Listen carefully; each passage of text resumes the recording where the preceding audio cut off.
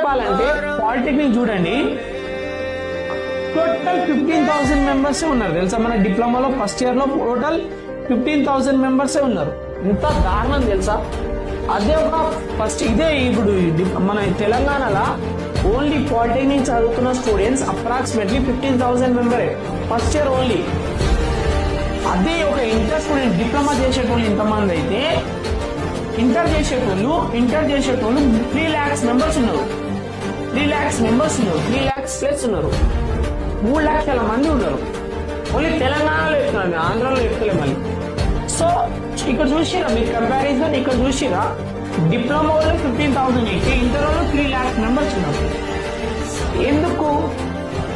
మళ్ళీ ఇక్కడ డిప్లొమాలో టీచింగ్ చేసే టీచర్లు అందరూ వాళ్ళ కొడుకులందరూ నారాయణ, చైతన్య పెద్ద పెద్ద కార్పొరేట్ కాలేజ్ లో 3 లక్షలు పెట్టి చదివిస్తారు.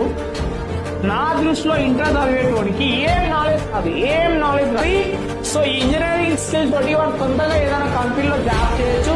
డిప్లొమా అయిపోయిన తర్వాత ఏదైనా ప్రైవేట్ కాలేజ్ లో జాయిన్ అంటే ప్రైవేట్ సెక్టర్ లో జాయిన్ అయిపోవచ్చు. మంచి ఏదైనా జాబ్ వస్తుంది. ఇంటర్ జీరో నాలెడ్జ్ పోతారు కాబట్టి ఈ లాటరల్ ఎంట్రీ కదా, సెకండ్ ఇయర్ లో జాయిన్ అవుతాడు కదా. సో ఇప్పుడు చూడండి, ఇతనికి సి లాంగ్వేజ్ అంటే ఆడుకుంటాడు ప్రతి ఒక్క సబ్జెక్ట్. బీటెక్ లో ఉండే 100% సిలబస్ లో డిప్లొమాలోనే 60% సిలబస్ కవర్ అయిపోతుంది నీకు. 60% సిలబస్ బీటెక్ కి 100% సిలబస్ లో 60% సిలబస్ ని సో నువ్వు ఏం చేస్తున్నావు అంటే డిప్లొమాలోనే కవర్ చేయబోతున్నావు. డిప్లొమాలోనే నువ్వు 60% కంప్లీట్ చేసేస్తావు. జస్ట్ నువ్వు ఇక్కడ ఏం చేస్తావు, 40% నువ్వు సిలబస్ ని నేర్చుకుంటావు అంతే.